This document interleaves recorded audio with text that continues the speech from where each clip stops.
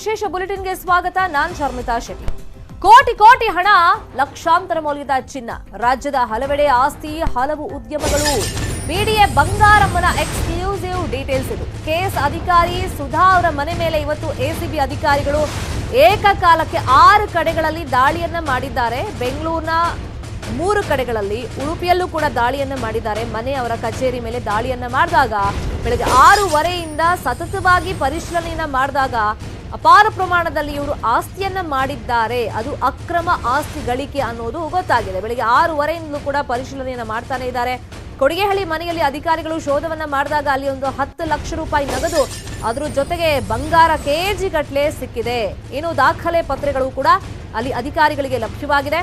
ಬೆಂಗಳೂರಿನ ಮನೆ, ಕಚೇರಿ ಸೇರಿ 6 ಕಡೆ ರೇಡ್ ಆಗಿರೋದು. ಕೊಡಿಗೆಹಳ್ಳಿ, ಯಲಹಂಕ, ಬ್ಯಾಟರಾಯನಪುರದಲ್ಲಿ ಮನೆ ಇದೆ, ಅಲ್ಲೆಲ್ಲ ದಾಳಿಯನ್ನ ಮಾಡಿದ್ದಾರೆ. ಸುಧಾ ಮನೆಯಲ್ಲಿ ಬಂಗಾರದ ಸಾಮ್ರಾಜ್ಯ ಇದೆ ಅನ್ನೋದು ಗೊತ್ತಾಗಿದೆ. ಅದರ ಜೊತೆಯಲ್ಲಿ ಉಡುಪಿಯ ತೆಂಕಬಟ್ಟಿನ ಮನೆಯಲ್ಲೂ ಶೋಧ ಮಾಡಿದ್ದಾರೆ, ಅಲ್ಲಿ ಅಂತ್ಯವಾಗಿದೆ. ಮೈಸೂರಲ್ಲಿ ಸಂಬಂಧಿಕರ ಮನೆಯಲ್ಲೂ ಕೂಡ ಶೋಧ ಮಾಡ್ತಾ ಇದ್ರು, ಅದು ಕೂಡ ಅಂತ್ಯವಾಗಿದೆ. ಅಕ್ರಮ ಆಸ್ತಿ ಸಂಪಾದನೆ ಆರೋಪದ ಮೇಲೆ ಈ ದಾಳಿಯನ್ನ ಮಾಡಿರೋದು. ಈ ಹಿಂದೆ ಇವರು ಸೊರಬದಲ್ಲಿ ತಹಶೀಲ್ದಾರ್ ಆಗಿ ಕೂಡ ಕೆಲಸವನ್ನ ಮಾಡ್ತಾ ಇದ್ರು. ಸೊ ಅವರು ತಹಶೀಲ್ದಾರ್ ಆಗಿ ಕೆಲಸ ಮಾಡ್ತಾ ಇದ್ರಲ್ಲ, ಅಲ್ಲೂ ಕೂಡ ಸಾಕಷ್ಟು ಕಂಪ್ಲೇಂಟ್ಸ್ ಅವ್ರ ಮೇಲಿತ್ತು. ಅಂದ್ರೆ ಇವರು ಲಂಚವನ್ನ ಪಡ್ಕೊಳ್ತಾರೆ ಅಂತ ಹೇಳಿ ಯಾವುದೇ ಕೆಲಸ ಆಗ್ಬೇಕಾದ್ರೂ ಕೂಡ, ಅಂದ್ರೆ ಸತತವಾಗಿ ಇವ್ರ ಮೇಲೆ ಕಂಪ್ಲೇಂಟ್ಸ್ಗಳು, ಆರೋಪಗಳು ಕೇಳಿ ಬರ್ತಾನೆ ಇತ್ತು.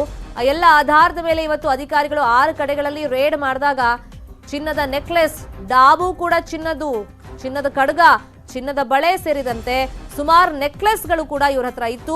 ಆ ಟೈಮ್ನಲ್ಲಿ ಸುಮಾರು ಒಂದು 10 ಲಕ್ಷ ರೂಪಾಯಿ ನಗದು ಕೂಡ ಅಧಿಕಾರಿಗಳು ಅಲ್ಲಿ ಗಮನಿಸಿದ್ದಾರೆ ಅಂತ ಗೊತ್ತಾಗಿದೆ. ಅಂದ್ರೆ ಇಲ್ಲಿ ಅಕ್ರಮ ಆಸ್ತಿ ಸಂಪಾದನೆಯನ್ನ ಮಾಡಿದ್ದಾರೆ, ಇದು ಅಕ್ರಮ ಹಣದಿಂದ ಮಾಡಿರೋದು ಅನ್ನೋದು ಅಧಿಕಾರಿಗಳ ಗಮನಕ್ಕೆ, ಮೇಲ್ನೋಟಕ್ಕೆ ಬಂದಂತೆ ಕಾಣ್ತಾ ಇದೆ. ಈ ಬಗ್ಗೆ ಕಂಪ್ಲೇಂಟ್ಸ್ ಕೂಡ ಹಿಂದೆ ಸಾಕಷ್ಟು ಬಂದಿತ್ತು ಸುಧಾ ಮೇಲೆ.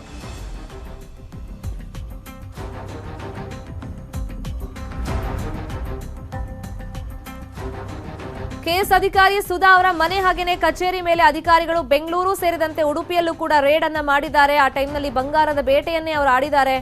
ದೃಶ್ಯದಲ್ಲೂ ಕೂಡ ನಿಮಗೆ ತೋರಿಸ್ತಾ ಇದೀವಿ ನಾವು. ಅಂದ್ರೆ ಚಿನ್ನದ್ದು ಆಭರಣಗಳು ಎಷ್ಟು ಇತ್ತು ಅವ್ರ ಹತ್ರ ಅಂತ ಹೇಳಿ, ಅದ್ರ ಜೊತೆಯಲ್ಲಿ ನಗದು ಕೂಡ ಇತ್ತು. ಮನೆಯಲ್ಲಿ 10 ಲಕ್ಷ ನಗದು ಸಿಕ್ಕಿದೆ. ಎಲ್ಲೆಲ್ಲಿ ರೇಡ್ ಆಗಿದೆ ಅಂತಂದ್ರೆ ಬೆಂಗಳೂರಿನ ಮನೆ, ಕಚೇರಿ ಸೇರಿ 6 ಕಡೆ, ಕೊಡಿಗೆಹಳ್ಳಿ, ಯಲಹಂಕ, ಬ್ಯಾಟರಾಯನಪುರ ಮನೆ, ಹಾಗೇನೆ BML ಮನೆಯಲ್ಲೂ ಕೂಡ ಎಸಿಬಿ ಅಧಿಕಾರಿಗಳು ಶೋಧವನ್ನ ಮಾಡ್ತಾ ಇದ್ದಾರೆ. ಇನ್ನು ಮೈಸೂರು ಹಾಗೇನೆ ಉಡುಪಿ ಮನೆ ಮೇಲೂ ಕೂಡ ರೇಡ್ ಆಗಿತ್ತು, ಅಲ್ಲಿ ಶೋಧ ಕಾರ್ಯ ಮುಂದುವರೆದಿದೆ, ಕೆಲವು ಕಡೆ ಅಂತ್ಯವಾಗಿದೆ. ಅಕ್ರಮ ಆಸ್ತಿ ಸಂಪಾದನೆ ಆರೋಪದ ಮೇಲೆ ಈ ದಾಳಿ ಆಗಿರೋದು. ಹಾಗಾದ್ರೆ ದಾಳಿ ಸಂದರ್ಭದಲ್ಲಿ ಏನೇನ್ ಸಿಕ್ಕಿದೆ? 10 ಲಕ್ಷ ರೂಪಾಯಿ ನಗದು ಸೀಸ್ ಮಾಡ್ಕೊಂಡಿದ್ದಾರೆ. ಕೆಜಿ ಗಟ್ಟಲೆ ಚಿನ್ನಾಭರಣ ಪತ್ತೆಯಾಗಿದೆ. ಚಿನ್ನದ ನೆಕ್ಲೆಸ್ಗಳು, ಸೊಂಟದ ಡಾಬು, ಚಿನ್ನದ ಕಡಗ, ಓಲೆಗಳು ಪತ್ತೆಯಾಗಿದೆ. ಲಕ್ಷಾಂತರ ರೂಪಾಯಿ ಮೌಲ್ಯದ ಆಸ್ತಿ ಪತ್ರಗಳು ಕೂಡ ಪತ್ತೆಯಾಗಿದೆ. ಈ ಹಿಂದೆ ಇವರು ಸೊರಬದಲ್ಲಿ ತಹಶೀಲ್ದಾರ್ ಆಗಿದ್ರು. 2008 ಏಪ್ರಿಲ್, 2009 ಸೆಪ್ಟೆಂಬರ್ ತನಕ ತಹಶೀಲ್ದಾರ್ ಆಗಿದ್ರು. ಇನ್ನು ಶಿವಮೊಗ್ಗದ ಬೇರೆ ಬೇರೆ ತಾಲೂಕುಗಳಲ್ಲಿ ಕರ್ತವ್ಯವನ್ನ ಇವರು ನಿರ್ವಹಿಸಿದ್ದಾರೆ. ಇನ್ನು ಬಿಡಿಎನಲ್ಲಿ ಮೊದಲು ಡೆಪ್ಯೂಟಿ ಸೆಕ್ರೆಟರಿ ಕೂಡ ಆಗಿದ್ರು, ನಂತರ ಭೂ ಸ್ವಾಧೀನಾಧಿಕಾರಿ ಕೂಡ ಆಗಿದ್ರು ಸುಧಾ. ಸದ್ಯ ಮಾಹಿತಿ ತಂತ್ರಜ್ಞಾನ ಇಲಾಖೆಯ ಆಡಳಿತಾಧಿಕಾರಿಯಾಗಿದ್ರು. ರಿಪೋರ್ಟ್ ಮಾಡಿಕೊಂಡ ದಿನದಿಂದ ಕಚೇರಿಗೆ ಇವರು ಹೋಗಿರಲಿಲ್ಲ.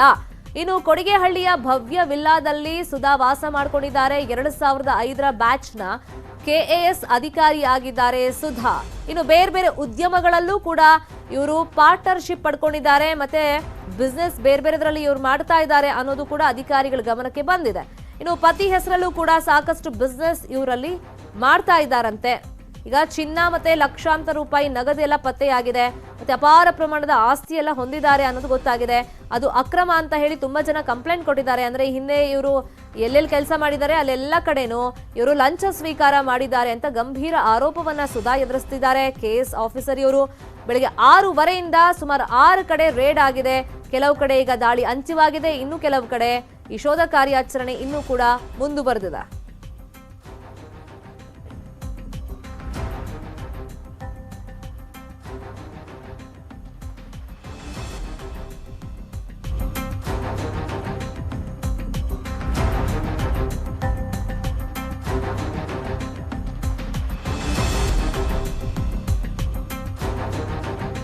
ಸುಧಾ ಸಂಪತ್ತು ನೋಡಿ ಎಸಿಬಿ ಅಧಿಕಾರಿಗಳೇ ಶಾಕ್ಗೆ ಒಳಗಾಗಿದ್ದಾರೆ.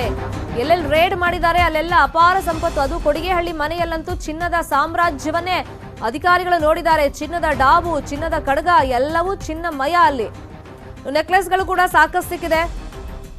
ಇನ್ನು 10 ಲಕ್ಷ ಹಣ ನಗದು ಕೂಡ ಅವರಿಗೆ ಸಿಕ್ಕಿದೆ. ಇದೇ ವಿಚಾರವಾಗಿ ಮತ್ತಷ್ಟು ಮಾಹಿತಿಯನ್ನು ಕೊಡ್ತಾರೆ. ನೇರ ಸಂಪರ್ಕದಲ್ಲಿ ಜಾಯಿನ್ ಆಗಿದ್ದಾರೆ ನಮ್ಮ ರಿಪೋರ್ಟರ್ ಗಂಗಾಧರ್ ವಾಗಟ. ಬೆಳಗ್ಗೆ 6:15 ಕೂಡ ಪರಿಶೀಲನೆ ನಡೀತಾನೆ ಇದೆ. ಕೆಲವು ಕಡೆ ಅಂತ್ಯವಾಗಿದ್ರು ಕೂಡ ಅವರ ಅಪಾರ ಪ್ರಮಾಣದ ಆಸ್ತಿ, ಚಿನ್ನ ಮತ್ತೆ ನಗದೆಲ್ಲ ನೋಡಿ ಅಧಿಕಾರಿಗಳೇ ಶಾಕ್ ಆಗಿದ್ದಾರೆ ಅಂತ. ಸೋಫಾರ್ ಏನೆಲ್ಲ ಇನ್ಫಾರ್ಮೇಶನ್ ಸಿಕ್ಕಿದೆ ಈ ರೇಡ್ ವಿಚಾರವಾಗಿ ಗಂಗಾಧರ್ ವಾಗಟ?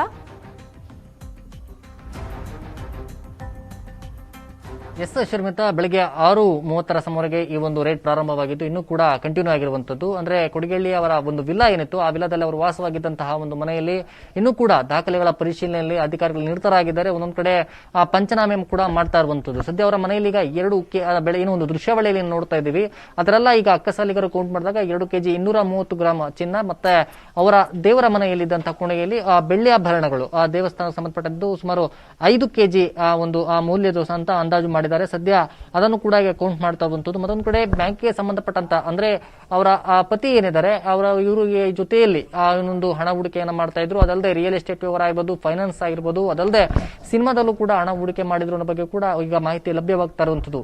ಸದ್ಯ ಈಗ ಅವರು ಕೂಡ ಏನು KS ಅಧಿಕಾರಿ ಅಂತ ಅದೇನು ಈಗ ಸುಧಾ ಅವರು ಕೂಡ ಅದಕ್ಕೆ ಕೋಆಪರೇಟ್ ಮಾಡ್ತಾ ಇದ್ದಾರೆ, ಅಲ್ಲ ಅಧಿಕಾರಿ ಜೊತೆ ಕೋಆಪರೇಟ್ ಮಾಡ್ತಾ ಇದ್ದಾರೆ. ಎಲ್ಲ ಪ್ರಶ್ನೆಗಳಿಗೆಲ್ಲ ಉತ್ತರವನ್ನ ಕೊಡ್ತಾ ಇದ್ದಾರೆ. ಸದ್ಯ ಮನೆಯಲ್ಲಿ ಸಾಕಷ್ಟು ಈಗ ಬೇರೆ ಬೇರೆ ಕಡೆ ರೈಡ್ ಮಾಡಿದಾಗ ಅಲ್ಲಿ ಸಿಕ್ಕಂತಹ ಒಂದಷ್ಟು ಡಾಕ್ಯುಮೆಂಟ್ ಸಂಬಂಧಪಟ್ಟಂತೆ ಅವ್ರ ವೆರಿಫೈ ಮಾಡ್ತಾ ಇರುವಂತದ್ದು, ಅದು ಕೂಡ ಮಾಹಿತಿಯನ್ನ ಪಡಿತಾ ಇರುವಂತದ್ದು ಮನೆ ಒಳಗಡೆ. ಅಂದ್ರೆ ಬೆಳಗ್ಗೆ 6:30 ಸುಮಾರಿಗೆ ರೇಡ್ ಮಾಡಿದಾಗ ಅವರ ಹಸ್ಬೆಂಡ್ ಮನೆಯಲ್ಲಿ ಇರಲಿಲ್ಲ, ಕೇವಲ ಸುಧಾ ಅವರು ಮಾತ್ರ ಈ ಮನೆಯಲ್ಲಿ ಇದ್ರು. ಸದ್ಯ ಅಧಿಕಾರಿಗಳು ಕೇಳುವಂತ ಎಲ್ಲ ಪ್ರಶ್ನೆಗಳಿಗೆ ಸಕಾರಾತ್ಮಕ ಅಂದ್ರೆ ಅವರು ಕೂಡ ಒಂದು ಆನ್ಸರ್ ಅನ್ನ ಮಾಡ್ತಾ ಇದ್ದಾರೆ, ಕೋಆಪರೇಟ್ ಮಾಡ್ತಾರೆ ಅನ್ನೋ ಬಗ್ಗೆ ಇರುವಂತದ್ದು ಇನ್ನೂ ಕೂಡ ಕಂಟಿನ್ಯೂ ಆಗಿದೆ. ಬಟ್ ಮೈಸೂರಲ್ಲಿ ಕೂಡ ಈಗಾಗಲೇ ರೇಡ್ ಮಾಡಿದ್ರು ಸಂಬಂಧಿಕರ ಮನೆಯಲ್ಲಿ, ಅದು ಕಂಪ್ಲೀಟ್ ಆಗಿರುವಂತದ್ದು. ಮತ್ತೊಂದು ಕಡೆ ಅಂದ್ರೆ ಅವರ ಮೇಲೆ ಗಂಭೀರ ಆರೋಪ ಇದ್ದಂತದ್ದು ಅಂದ್ರೆ ಈಗ ಒಂದು ಲೇಔಟ್ ಅಂದ್ರೆ ಭೂಸ್ವಾಧೀನ ಅಧಿಕಾರಿಯಾಗಿದ್ದಂತಹ ಸಂದರ್ಭದಲ್ಲಿ ಒಂದು ಕಿಕ್ ಬ್ಯಾಕ್ ಪಡೆದಿರುವಂತಹ ಆರೋಪ ಅವರ ಮೇಲೆ ಇತ್ತು. ಅದಲ್ಲದೆ TK ಅಬ್ರಾಮ್ ಅವರು ಕೂಡ ಒಂದು ಕೋರ್ಟ್ ಮೂಲಕ ಒಂದು ಅರ್ಜಿಯನ್ನ ಸಲ್ಲಿಕೆ ಮಾಡಿ, ಒಂದು ನ್ಯಾಯಾಲಯ ಒಂದು ದೂರನ್ನ ಸಲ್ಲಿಕೆ ಮಾಡಿ ನಂತರ ACB ಒಂದು ರಿಜಿಸ್ಟರ್ ಆಗಿತ್ತು. ಈ ಸಂಬಂಧಪಟ್ಟಂತೆ ಅಧಿಕಾರಿಗಳು ಏಕಕಾಲದಲ್ಲಿ ಬೆಳಗ್ಗೆ ಅಂದ್ರೆ ಪ್ಲಾನ್ ಬೆಳಗ್ಗೆ ಎಲ್ಲ ಕೂಡ ಅವರು ಪ್ಲಾನ್ ಅನ್ನ ಮಾಡ್ಕೊಂಡು ಸ್ವಚ್ಛ ಮಾಡಿಕೊಂಡು ಏಕಕಾಲದಲ್ಲಿ 6 ಕಡೆ ರೇಡ್ ಅನ್ನ ಮಾಡಿರೋದು ಅವ್ರ ಕಚೇರಿಯಲ್ಲಿ. ಅಂದ್ರೆ ಈಗ ಜೈವಿಕ ಮಾಹಿತಿ ತಂತ್ರಜ್ಞಾನದ MD ಆಗಿರುವಂತಹ ಸದ್ಯ, ಬಟ್ ಅವರು ಅಲ್ಲಿ ಅಧಿಕಾರಿಯಲ್ಲಿ ಸದ್ಯ ಅಲ್ಲಿ ರಿಪೋರ್ಟ್ ಮಾಡ್ಕೊಂಡ್ರು ಸಹ ಅಲ್ಲಿ ಅವರು ಹೋಗಿರಲಿಲ್ಲ. ಬಟ್ ಅದೇ COVID-19 ಬೇರೆ ಪ್ರೋಟೋಕಾಲ್ ಮೂಲಕ ಅವ್ರು ಬೇರೆ ಕೆಲಸದಲ್ಲಿ ನಿರತರಾಗಿದ್ರು, ಅಲ್ಲಿ ನೇಮಿಸಿದ್ರು ಅಂತ. ಬಟ್ ಆದ್ರೆ ಇಲ್ಲಿ BDA ಒಂದು ಭೂಸ್ವಾಧೀನ ಅಧಿಕಾರಿಯಾಗಿದ್ದಂತಹ ಸಂದರ್ಭದಲ್ಲಿ ವಿಶ್ವೇಶ್ವರ ಲೇಔಟ್ ಮತ್ತೆ ಕೆಂಪೇಗೌಡ ಲೇಔಟ್ ಅಂತ ಏನ್ ಮಾಡಿದ್ರು, ಆ ಒಂದು ಲೇಔಟ್ ನ ಒಂದು ನಿರ್ಮಾಣದ ಹಂತದಲ್ಲಿ ಇವರು ಆ ದಳ್ಳಾಳಿಗಳು ಮತ್ತೆ ಮೂಲ ಮಾಲೀಕರ ಒಂದು ಸಂಬಂಧಪಟ್ಟಂತೆ ಅಲ್ಲಿ ಆ ದಳ್ಳಾಳಿಗಳ ಮೂಲಕ ಕಿಕ್ ಬ್ಯಾಕ್ ಪಡೆದಿರುವ ಒಂದು ಗಂಭೀರ ಆರೋಪ ಅವರ ಮೇಲೆ ಇರುವಂತದ್ದು. ಅದಲ್ಲದೆ ಇವರ ಐಷಾರಾಮಿ ಬದುಕು ಕೂಡ ಸಾಕಷ್ಟು ಇರುವಂತದ್ದು. ಬಟ್ ಅವರು ಉಪಯೋಗಿಸಿದಂತಹ ವಸ್ತುಗಳಾಗಿರ್ಬೋದು, ಮತ್ತೆ ಅಲಂಕಾರಿಕ ವಸ್ತುಗಳಾಗಿರ್ಬೋದು, ಗೃಹೋಪಯೋಗಿ ವಸ್ತುಗಳಾಗಿರ್ಬೋದು ಅತಿ ಹೆಚ್ಚಿರುವಂತದ್ದು. ಸದ್ಯ ಅವರ ಆ ಪತಿ ಮತ್ತೆ ಇವರ ಮೂಲ ದಾಖಲಾತಿಗಳಿನ ಒಂದು ಬ್ಯಾಂಕ್ ಸಂಬಂಧಪಟ್ಟ ದಾಖಲೆಗಳಾಗಿರ್ಬೋದು ಮನೆಯಲ್ಲಿರುವಂತದ್ದು ಸಂಪೂರ್ಣವಾಗಿ ಪರಿಶೀಲನೆ ನಡೆಸ್ತಾ ಇದ್ದಾರೆ. ಶರ್ಮಿತಾ ಶೆಟ್ಟಿ. ಥ್ಯಾಂಕ್ ಯು ಗಂಗಾಧರ್ ವಾಗಟ ತಮ್ಮ ಇನ್ಫಾರ್ಮೇಶನ್ಗೆ. ಇನ್ನು ಸುಧಾ ಅವರ ಆಸ್ತಿ ಪಾಸ್ತಿ ಜಾಲಾಡ್ತಾ ಇದೆ ACB. ಇನ್ನು ಪಾಯಸ್ ಎಂಟರ್ಪ್ರೈಸಸ್ ಮೇಲೆ ದಾಳಿಯನ್ನ ಮಾಡಲಾಗಿದೆ. ಉಡುಪಿಯ ಬಾರ್ಕೂರಿನಲ್ಲಿದೆ ಈ ಪಾಯಸ್ ಎಂಟರ್ಪ್ರೈಸಸ್. ಡಾಕ್ಟರ್ ಸುಧಾ ಮಾವ ಸ್ಟ್ಯಾನಿ ಹೆಸರಲ್ಲಿ ಈ ಎಂಟರ್ಪ್ರೈಸಸ್ ನಡೆಸ್ತಾ ಇದ್ದಾರೆ. ಆ ದಾಖಲೆಗಳನ್ನು ಕೂಡ ಅಧಿಕಾರಿಗಳು ಪರಿಶೀಲನೆ ಮಾಡ್ತಾ ಇದ್ದಾರೆ. ಉಡುಪಿಯ ಹಲವಾರು ಕಡೆ ಸುಧಾ ಆಸ್ತಿ ಹೊಂದಿರೋ ಬಗ್ಗೆ ಈಗ ಮಾಹಿತಿ ಲಭ್ಯವಾಗಿದೆ ಅಧಿಕಾರಿಗಳಿಗೆ. ಇಂಚಿಂಚು ಮಾಹಿತಿಯನ್ನ ಕಲೆ ಹಾಕ್ತಾ ಇದ್ದಾರೆ. ಉಡುಪಿನಲ್ಲೂ ಕೂಡ ರೇಡ್ ಆಗಿದೆ. ಇವ್ರ ಮಾವನ ಹೆಸರಲ್ಲಿ ಒಂದು ಎಂಟರ್ಪ್ರೈಸಸ್ ನಡೆಸ್ತಾ ಇದ್ದಾರೆ. ಸೊ ಅಲ್ಲೂ ಕೂಡ ದಾಳಿಯನ್ನ ಮಾಡಿದಾಗ ಒಂದಿಷ್ಟು ಮಾಹಿತಿಗಳು ಸಿಕ್ಕಿದೆ. ಬೆಂಗಳೂರು ಸೇರಿದಂತೆ ಉಡುಪಿಯಲ್ಲೂ ಕೂಡ ರೇಡ್ ಆಗಿದೆ. ಅಲ್ಲೂ ಕೂಡ ಅವರ ಸಂಬಂಧಿಕರ ಮನೆ ಇದೆ. ಸತತವಾಗಿ ಅಧಿಕಾರಿಗಳು ಪರಿಶೀಲನೆ ಮಾಡಿದಂತ ಸಂದರ್ಭದಲ್ಲಿ ಒಂದಿಷ್ಟು ದಾಖಲೆ ಪತ್ರಗಳೆಲ್ಲ ಅವರಿಗೆ ಲಭ್ಯವಾಗಿದೆ. ಮೇಲ್ನೋಟಕ್ಕೆ ಅಕ್ರಮ ಆಸ್ತಿ ಗಳಿಕೆ ಮಾಡಿರೋದು ಕೂಡ ಬಯಲಿಗೆ ಬಂದಿದೆ. ಯಾಕಂದ್ರೆ ತುಂಬಾ ಜನ ಕಂಪ್ಲೇಂಟ್ಸ್ ಕೊಟ್ಟಿದ್ರು ಇವ್ರ ಬಗ್ಗೆ. ಸೊ ಉಡುಪಿಯಲ್ಲೂ ಕೂಡ ದಾಳಿಯಾಗಿದೆ. ಅಲ್ಲೂ ಕೂಡ ಮಾಹಿತಿಯನ್ನ ಜಾಲಾಡ್ತಾ ಇದ್ದಾರೆ ACB ಅಧಿಕಾರಿಗಳು.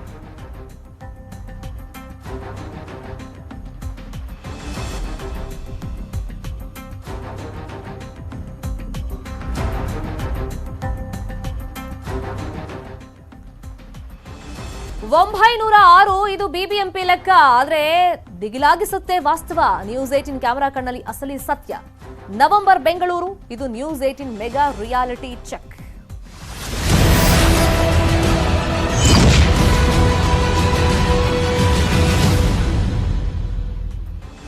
ಬೆಂಗಳೂರಲ್ಲಿ ರಸ್ತೆ ಪರಿಸ್ಥಿತಿ ಬಗ್ಗೆ ನ್ಯೂಸ್18 ಬೆಳಗ್ಗೆಯಿಂದ ಮೆಗಾ ಅಭಿಯಾನವನ್ನ ಮಾಡ್ತಾ ಇದೆ. ಬೆಂಗಳೂರು ತುಂಬೆಲ್ಲ ಗುಂಡಿಗಳದ್ದೇ ದರ್ಬಾರ್ ಇರೋದು. ಅದರಲ್ಲೂ ಒಂದು ಸಣ್ಣ ಮಳೆ ಬಂದು ಹೋಯ್ತು ಅಂತಂದ್ರೆ ಆ ರಸ್ತೆ ಕತೆ ಕೇಳಂಗೆ ಇಲ್ಲ ಬೆಂಗಳೂರಲ್ಲಿ. ಸೊ ಗುಂಡಿ ಯಾವುದು, ರಸ್ತೆ ಯಾವುದು, ದ್ವಿಚಕ್ರ ವಾಹನ ಸವಾರಂತೂ ಸಾಕಷ್ಟು ಹೈರಾಣಾಗಿ ಹೋಗ್ತಾರೆ. ಸವಾರರು ಒಂದು ವೇಳೆ ಮೈಮರೆತು ಕಣ್ಮುಚ್ಚಿ ಏನಾದ್ರೂ ಗಾಡಿ ಓಡಿಸಿದ್ರೆ ಯಮಗುಂಡಿಗೆ ಬೀಳ್ತೀರಾ ಜೋಕೆ. ಇನ್ನು ಮಹಾನಗರಿಯ ಅರ್ಧಕರ್ಧ ರಸ್ತೆಗಳು ಗುಂಡಿಮಯ ಆಗಿದೆ. ಸ್ವಲ್ಪ ಯಾಮಾರಿದ್ರೂ ಕೂಡ ಜೀವ ಹೋಗೋದು ಖಂಡಿತ. ವಾಹನ ಸವಾರರಿಗೆ ಈ ಯಮ ರಸ್ತೆಗಳೇ ಕಂಟಕವಾಗಿ ಪರಿಣಮಿಸ್ತಾ ಇದೆ. ವಿಪರ್ಯಾಸ ನೋಡಿ, ಬಿಬಿಎಂಪಿ ಡೆಡ್ಲೈನ್ ಪದೇ ಪದೇ ಕೊಟ್ಕೊಳ್ಳುತ್ತೆ, ಅಷ್ಟೆಲ್ಲ ಗುಂಡಿನೇ ಇಲ್ಲ ಅಂತ ಲೆಕ್ಕ ತೋರಿಸುತ್ತೆ. ಆದ್ರೆ ಯಾರೆಲ್ಲ ಬೆಂಗಳೂರಲ್ಲಿ ವಾಹನ ಚಲಾವಣೆ ಮಾಡ್ತಾರೋ ಅವ್ರಿಗೆ ಗೊತ್ತಿರುತ್ತೆ, ಸೊ ಎಲ್ಲೆಲ್ಲಿ ಗುಂಡಿ ತಪ್ಪಿಸ್ಕೊಂಡು ಯಾವ್ಯಾವ ರೋಡಲ್ಲಿ ನಾವು ಪಾರಾಗಿ ಹೋಗ್ಬೇಕು ಅಂತ.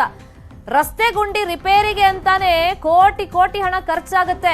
ನೀವು ಎಷ್ಟು ಹಣ ಖರ್ಚಾಗುತ್ತೆ ಒಂದು ವರ್ಷಕ್ಕೆ ಬಿಬಿಎಂಪಿಯಿಂದ ಈ ರೋಡನ್ನ ಗುಂಡಿಗಳನ್ನ ಮುಚ್ಚೋದಕ್ಕೆ ಅಂತ ಕೇಳಿದ್ರೆ ನಿಜಕ್ಕೂ ಶಾಕ್ ಒಳಗಾಗ್ತೀರಾ. ಪ್ರತಿ ವರ್ಷ ಸುಮಾರು 40 ಕೋಟಿ ಹಣ ಖರ್ಚಾಗ್ತಾ ಇದೆ. ಕೋಟಿ ಕೋಟಿ ಹಣ ಖರ್ಚಾಗ್ತಾ ಇದೆ ಸರಿ, ಅಟ್ಲೀಸ್ಟ್ ರಸ್ತೆನಾದ್ರೂ ಚೆನ್ನಾಗಿದೆಯಾ? ಅದಕ್ಕೆ ಉತ್ತರ ಇಲ್ಲ ಅಂತಾನೆ ವಾಹನ ಸವಾರರು ಹೇಳ್ತಾ ಇರೋದು. ಕೋಟಿ ಕೋಟಿ ಹಣ ಅದು ಎಲ್ಲಿಗೆ ಹೋಗ್ತಿದೆಯೋ ಗೊತ್ತಿಲ್ಲ, ಈ ಗುಂಡಿ ಮುಚ್ಚುವಂತ ಕೆಲಸಗಳು ಮಾತ್ರ ಆಗ್ತಾ ಇಲ್ಲ. ಹಾಳಾದ ರಸ್ತೆಗಳಿಂದ ಫುಲ್ ಧೂಳು, ವಾಹನ ದಟ್ಟಣೆಯಿಂದ ಸಂಚಾರಕ್ಕೆ ಸಂಕಷ್ಟ ಆಗ್ತಾ ಇದೆ. ವರ್ಷವಾದ್ರೂ ಕೂಡ ಈ ರಸ್ತೆ ಗುಂಡಿಗಳನ್ನ ಮುಚ್ಚುತ್ತಾ ಇಲ್ಲ. ರಸ್ತೆ ಗುಂಡಿ ಮುಚ್ಚೋದಕ್ಕೆ ಪ್ರತಿ ವರ್ಷ 40 ಕೋಟಿ ವೆಚ್ಚ ಆಗ್ತಾ ಇದೆ. ಸಿಕ್ಕಾಪಟ್ಟೆ ಅಪಘಾತಗಳಾಗ್ತಾ ಇದೆ, ಎಷ್ಟೋ ಜನ ಕೈಕಾಲು ಮುರ್ಕೊಂಡಿದ್ದಾರೆ.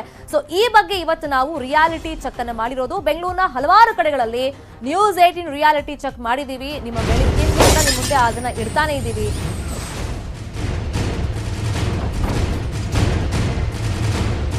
ಈಗ ನಾವು ಹಲಸೂರು ಕೆರೆ ರಸ್ತೆ ಹಾಗೇನೆ ಕೋರಮಂಗಲ ರಸ್ತೆ ಕಥೆಯನ್ನ ತೋರಿಸ್ತೀವಿ. ನಮ್ಮ ಪ್ರತಿನಿಧಿ ಶರಣು ಹಂಪಿ ಅದ್ರ ಬಗ್ಗೆ ಪ್ರತ್ಯಕ್ಷ ವರದಿ ಕೊಟ್ಟಿದ್ದಾರೆ, ನೋಡೋಣ.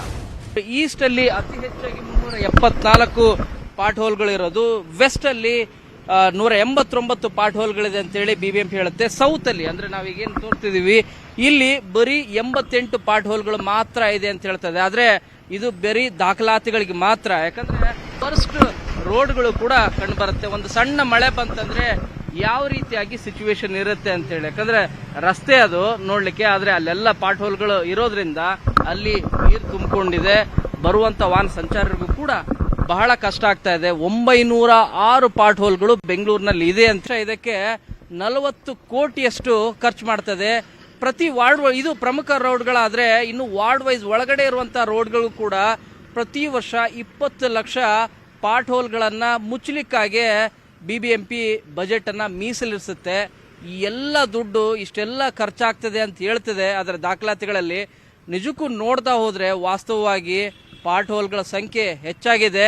ಬೆಂಗಳೂರಿನ 70% ಪಾಟ್ ಹೋಲ್ಗಳು ರೋಡಲ್ಲಿ ಎಲ್ಲಿ ನೋಡಿದ್ರು ಕೂಡ ಪಾಟ್ ಹೋಲ್ಗಳಿದಾವೆ. ಅತಿ ವರ್ಸ್ಟ್ ರೋಡ್ಗಳು ನ್ಯೂಸ್ 18 ರಿಯಾಲಿಟಿ ಚೆಕ್ ಮಾಡಿದಾಗ ಕಂಡು ಬಂದಿದ್ದು. ಇದು ಬೆಂಗಳೂರಿನಲ್ಲಿ ಈಸ್ಟ್ ಅತಿ ಹೆಚ್ಚಾದ್ರೆ ಆ ನಂತರ ಸೌತ್ ಮತ್ತು ಬೇರೆ ಬೇರೆ ಭಾಗದಲ್ಲೂ ಕೂಡ, ಅಂದ್ರೆ ಮಹದೇವಪುರ, ಹೀಗೆ ಬೇರೆ ಬೇರೆ ಭಾಗದಲ್ಲೂ ಕೂಡ ರೋಡ್ಗಳು ಯಾವ ರೀತಿಯಾಗಿದೆ ಅಂತ ಈ ತಿಂಗಳ ಕೊನೆಯಲ್ಲಿ ಪಾಟ್ ಹೋಲ್ಗಳನ್ನ ಮುಚ್ತದೆ ಅಂತ ಹೇಳ್ತದೆ.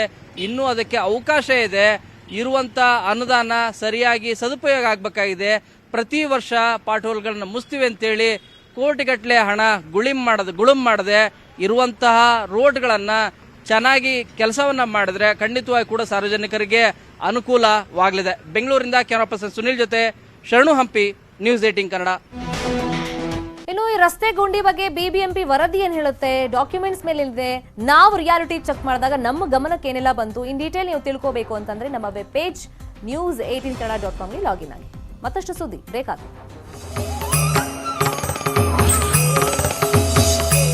ರಸ್ತೆ ಗುಂಡಿ ಮುಚ್ಚೋದಕ್ಕೆ ಬಿಬಿಎಂಪಿ ಮುಂದಾಗಿದೆ. ಇಲ್ಲಿ ನವೆಂಬರ್ ಅಂತ ಇಲ್ಲಿ ಆಯುಕ್ತರೇ ಡೆಡ್ ಲೈನ್ ಅನ್ನ ಕೊಟ್ಟಿದ್ರು, ಮತ್ತೆ ಡಾಕ್ಯುಮೆಂಟ್ಸ್ ಎಲ್ಲ ಹಂಗೆ ಹೇಳ್ತಾ ಇತ್ತು. ಆದ್ರೆ ಅಸಲಿಗೆ ಯಾವ ಗುಂಡಿಗಳನ್ನು ಕೂಡ ಮುಚ್ಚಿರ್ಲಿಲ್ಲ. ಅದಕ್ಕೆಂತ ಟೀಮ್ ಎಲ್ಲ ರಚನೆ ಮಾಡ್ಕೊಂಡಿದ್ರು, ಅವೆಲ್ಲ ಪೇಪರ್ ಮೇಲಿದ್ದಂತ ಸತ್ಯಗಳಷ್ಟೇ. ಆದ್ರೆ ಅಸಲಿಗೆ ಅದ್ಯಾವುದು ಆಗಿರ್ಲಿಲ್ಲ. ಪ್ರತಿದಿನ 10 ಟ್ರಕ್ ಲೋಡ್ ಹಾಟ್ ಮಿಕ್ಸ್ ಅನ್ನ ಮಾಡ್ತೀವಿ, ಮತ್ತೆ ಪಾಟ್ ಹೋಲ್ಸ್ ಮುಚ್ಚೋದಕ್ಕೆ ಹಾಟ್ ಮಿಕ್ಸ್ ಬಳಕೆ ಮಾಡ್ತೀವಿ. 3 ದಿನದಲ್ಲಿ 20 ಲೋಡ್ ಹಾಟ್ ಮಿಕ್ಸ್ ಬಳಕೆ ಆಗುತ್ತೆ ಅಂತ ಕಮಿಷನರ್ ಹೇಳಿದ್ದಾರೆ. ಹಾಟ್ ಮಿಕ್ಸ್ ಪ್ಲಾಂಟ್ ಇಂದ ಪ್ರತಿದಿನ 10 ಟ್ರಕ್ ಲೋಡ್ಸ್ ಅಷ್ಟು ಮೆಟೀರಿಯಲ್ಸ್ ಅನ್ನ ತಗೊಂಡು ಪ್ರತಿದಿನ ಝೋನ್ಸ್ ಮತ್ತೆ ಏನು ಮೇಜರ್ ರೋಡ್ಸ್ ಇದೆ ಅದನ್ನ ಮಾಡ್ತಾ ಇದೀವಿ. ಈ 10 ಟ್ರಕ್ ಲೋಡ್ಸ್ ಮುಂದಿನ 3 ದಿನಗಳಲ್ಲಿ 20 ಟ್ರಕ್ ಲೋಡ್ಸ್ ಗಳಿಗೆ ಇನ್ಕ್ರೀಸ್ ಮಾಡೋದಕ್ಕೆ ಮ್ಯಾನ್ ಪವರ್ ಆಗ್ಮೆಂಟೇಷನ್ಸ್ ಗೆ ಅದನ್ನ ವ್ಯವಸ್ಥೆ ಮಾಡಿದೀವಿ. ಇನ್ನು 3 ದಿನದಲ್ಲಿ 20 ಟ್ರಕ್ ಲೋಡ್ಸ್ ಎವ್ರಿ ಡೇ ಬರುತ್ತೆ. ಅದನ್ನ ಮುಂದಿನ 1 ವಾರ 10 ದಿನದಲ್ಲಿ ಅದು 31 ಟ್ರಕ್ ಲೋಡ್ಸ್ ಗಳಿಗೆ ಇನ್ಕ್ರೀಸ್ ಮಾಡೋದಕ್ಕೆ ಕ್ರಮ ಕೈಗೊಳ್ತಾ ಇದ್ದೇವೆ. ನವೆಂಬರ್ 15ನೇ ತಾರೀಕು ಒಳಗಡೆ ಮೇಜರ್ ರೋಡ್ಸ್ ಗಳನ್ನ ಕಂಪ್ಲೀಟ್ ಆಗಿ ಇದಾಗುತ್ತೆ. ಮೇಜರ್ ರೋಡ್ಸ್ 1300 ಕಿಲೋಮೀಟರ್ ಏನಿದೆ ಅದನ್ನ ಕಂಪ್ಲೀಟ್ ಆಗಿ ಇದು ಮಾಡ್ತೇವೆ. ವಾರ್ಡ್ ರೋಡ್ಸ್ ಗಳಿಗೆ ನವೆಂಬರ್ 30ನೇ ತಾರೀಕುವರೆಗೂ ನಾನು ಸಮಯ ಹೇಳಿದ್ದೆ. ಇವತ್ತಿನ ಮೇಜರ್ ಸುದ್ದಿ ಕ್ಷಣ ಕ್ಷಣದ ಅಪ್ಡೇಟ್ಸ್ ನೀವು ಕೂತಲ್ಲೇ ತಿಳ್ಕೋಬೇಕು ಅಂತಂದ್ರೆ ನಮ್ಮ ವೆಬ್ ಪೇಜ್ news18kannada.comಗೆ ಲಾಗಿನ್ ಆಗಿ. ಮತ್ತಷ್ಟು ಸುದ್ದಿ ಬ್ರೇಕ್ ಆದ್ಮೇಲೆ.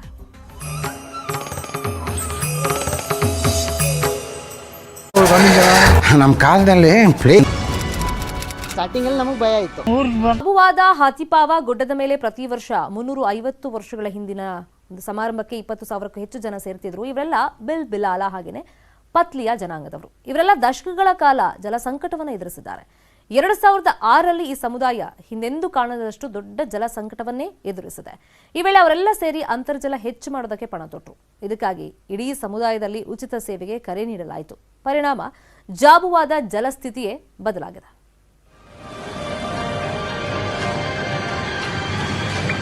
पानी नहीं होने के कारण से बच्चों की पढ़ाई छुड़ाना पड़ती है, घर में ताला लगाना पड़ता है, मजदूरी पे जाना पड़ता है, वहाँ बीमारियाँ एक्सीडेंट घटनाएं होकर साथ में आती है। तो हम सब युवाओं को ये बात ध्यान में है कि झाबुआ में अगर पानी की व्यवस्था होती है तो एक बड़ा परिवर्तन झाबुआ में लाया जा सकता है। तो गांव के बड़े बुजुर्गों ने सुझाव दिया कि हम जब छोटी उम्र के थे, हमारे जो पूर्वज थे, वे ऐसे सब काम जब भी ऐसे कोई संकट गांव में आता था तो वह हलमे के आयोजन कर अब संकट से निकलवाते थे। तो सूखा यहाँ की बड़ी समस्या है और निदान पानी ही है उसका। तो क्यों ना हम इस पानी की बड़ी समस्या के समाधान के लिए हलमा का पुनर्जागरण करें और इस काम को आगे बढ़ाएं। तो फिर 2009-10 में पहला हलमा हुआ। Each year, invitations are sent to every village, and the people gather to build groundwater recharging structures together in what is a group learning and action-packed event.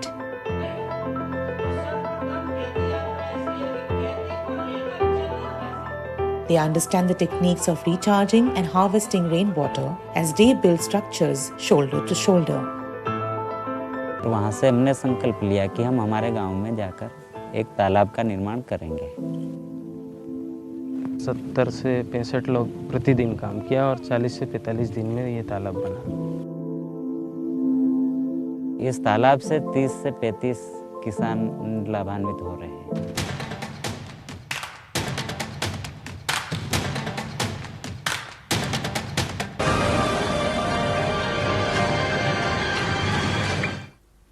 ಇದು ಸದ್ಯದ ನ್ಯೂಸ್ ಅಪ್ಡೇಟ್ಸ್. ನೋಡ್ತಾ ಇರಿ News18 ಕನ್ನಡ. ಜಾಲ ನಮ್ಮದು, ಬಲ ನಿಮ್ಮದು.